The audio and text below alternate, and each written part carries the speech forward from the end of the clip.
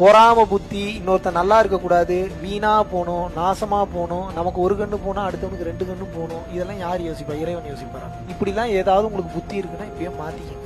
ஏன் அப்படின்னா சாத்தான சைக்கிள்ல வான்னு நீங்களே கூப்பிடுறீங்க. டிக்கெட் எடுத்து வச்சுட்டு கமான் கமான் கமான் கமான்னு கூப்பிடுறீங்க. அப்புறம் ஒன்ஸ் அந்த சைத்தான் உங்க வீட்டுக்கு வந்து உட்காந்துருச்சுன்னா எப்படி விரட்டினீங்கனாலும் போக. இப்ப சைத்தான் உங்க வீட்டுக்கு வர்றது இப்ப யார் கையில இருக்கு? உங்க கையில தான் இருக்கு. இறைவன் உங்க வீட்டுக்கு வர்றது யார் கையில இருக்கு?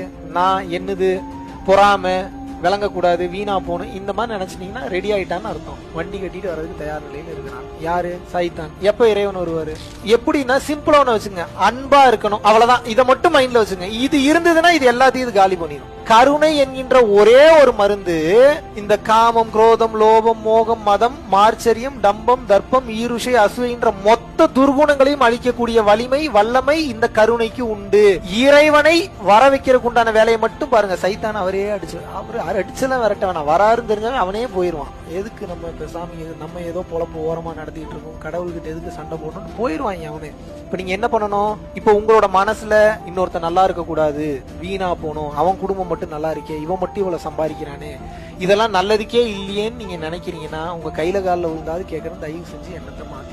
உடனே மாத்த முடியலனாலும் பரவாயில்ல, ஒரு வருஷம் கூட ஆகட்டும். டெய்லியும் பிராக்டிஸ் பண்ணுங்க. கொஞ்சம் கொஞ்சமா கொஞ்சம் கொஞ்சமா கொஞ்சம் கொஞ்சமா கொஞ்சம் கொஞ்சமா மாத்திக்கங்க. ஏன் மாத்திக்க சொல்றேன்? மாத்திக்கலன்னா மறுபடியும் பிறந்து வந்து மறுபடியும் ரொம்ப கஷ்டப்படுவீங்க. எவ்வளவுக்கு எவ்வளவு இன்னொருத்தரை மன ரீதியா கஷ்டம் கொடுத்தீங்களோ அவ்வளவுக்கு அவ்வளவு மன ரீதியா நீங்களும் கஷ்டத்தை அனுபவிப்பீங்க. எவ்வளவுக்கு எவ்வளவு ஒருத்தருக்கு நீங்க உடல் ரீதியா கஷ்டம் கொடுத்தீங்களோ அவ்வளவுக்கு அவ்வளவு நீங்க உடல் ரீதியா கஷ்டத்தை அனுபவிப்பீங்க.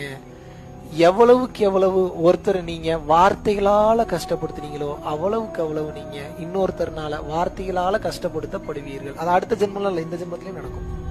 இதத்தான் ரொம்ப டெப்தா இன்னும் பல்வேறு விதமான ஆழமான யோக ரகசியங்களை, வாழ்வியல் ரகசியங்களை வந்து பாத்தீங்கன்னா இடைவிடாம ஒரு 1 ஹவருக்கு மேல லென்த்தி வீடியோவா www.paramporulfoundation.in அப்படின்ற வெப்சைட்ல தாராளமாக நீங்கள் அந்த வீடியோ வந்து பார்த்து தெரிந்து கொள்ளலாம்.